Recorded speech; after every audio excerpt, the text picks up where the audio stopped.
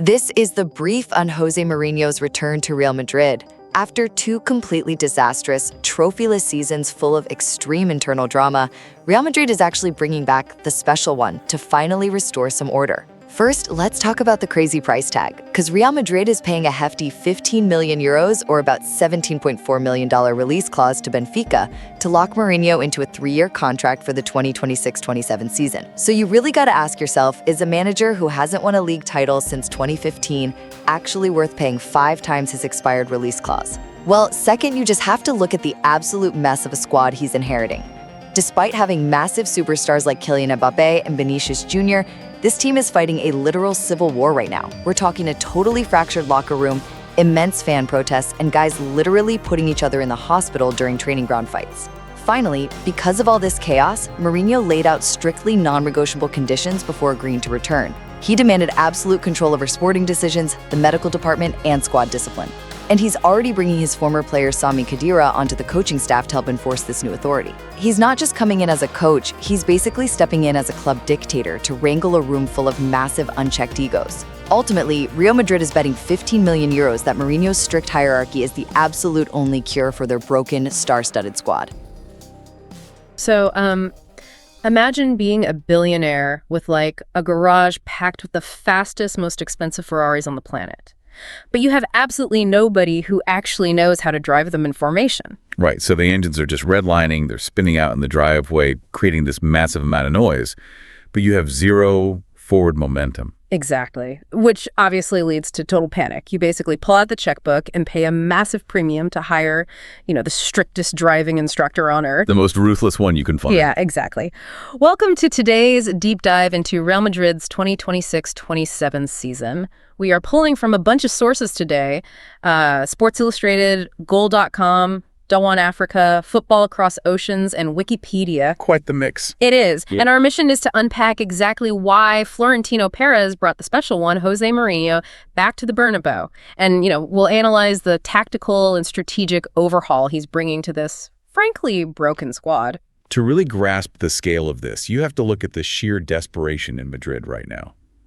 I mean, you have 2 consecutive trophyless seasons with a roster featuring Kylian Mbappe, Vinícius Júnior, and Jude Bellingham. Which is just insane. It really is. That is an organizational failure, not a talent issue. Oh, for sure. And that failure cost them a fortune, right? Because Perez panicked after cycling through Xabi Alonso and then interim manager Álvaro Arbeloa. Yeah, and the timing of the Mourinho deal is just wild. Right, because just weeks before this deal, Mourinho had like a $3.5 million release clause at Benfica, but Madrid missed that 10-day window because of impromptu club elections. So they ended up paying 15 million euros. A huge markup. Like a 5 times markup just for the guarantee of a disciplinarian. Yeah. He basically bought an extremely expensive insurance policy against total collapse. Because Arbeloa just couldn't handle it. Well, Arbeloa tried to stabilize the dressing room with this soft touch, but he just lacks the institutional power to handle the competing egos.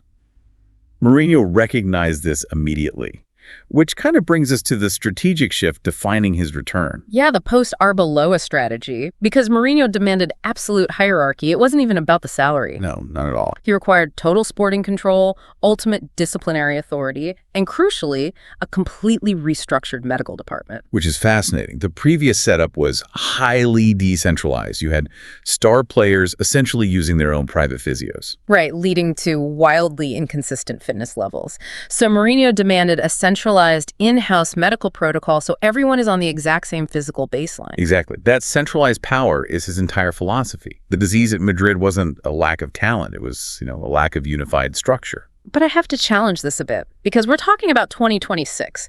These players are global mega brands. Oh, absolutely. And Mourinho's first stint ended in 2013 with a fractured dressing room because he went to war with club legends like Iker Casillas. Can you actually play the dictator today when your players have bigger followings than the club itself? It's actually the ultimate gamble. Yeah. But it's grounded in a very specific psychological approach. His true talent isn't just drawing up plays. It's constructing this siege mentality. So by taking all the heat himself? Yes. By centralizing all authority, he forces the squad to unite, sometimes even uniting them against him, which creates a team that finally operates as a collective machine. But translating that dictatorial control to the actual grass is where the friction happens, I think. Right now, you have Jude Bellingham, Federico Valverde, and new signing Bernardo Silva practically tripping over each other. They're all in the exact same midfield pocket. Yeah, they all want to be the primary creator. Which is why changing tactical habits is his immediate priority for this upcoming season. To fix that overlap, he's actually deploying a much lower defensive block. Yeah, by sitting deeper, he draws the opposition forward, which naturally creates space behind them. Suddenly, Bellingham and Valverde aren't crowded. They have massive lanes to launch counterattacks using Mbappe's pace. Oh, wow. That perfectly explains the highly targeted signings of Denzel, Dumfries, and Ibrahima Konate. Exactly. They aren't flashy Galacticos. No, they're big physical defenders built to absorb pressure in that low block. And bringing Sami Khedira onto the coaching staff makes total sense here, too. It really does. Khedira understands Madrid's culture. But he played under Mourinho's rigid system before. He acts as this sort of translator. Bridging the gap between the harsh tactical demands and the modern player's ego. It's a brilliant buffer.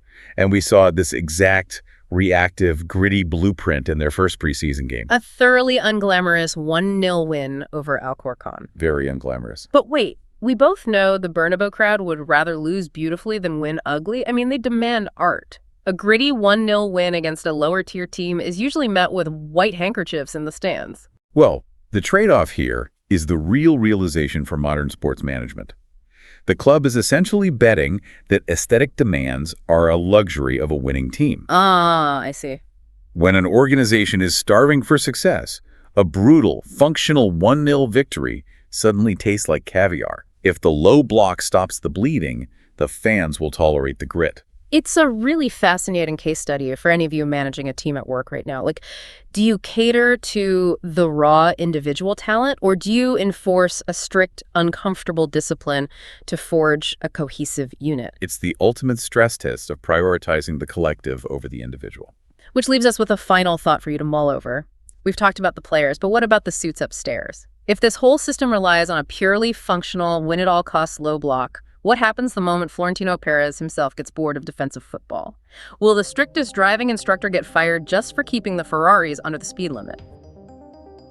If you enjoyed this video and found it helpful, please consider subscribing to Decision 45. Your support means the world to us and helps us keep creating high-quality content just like this. Don't forget to hit that like button.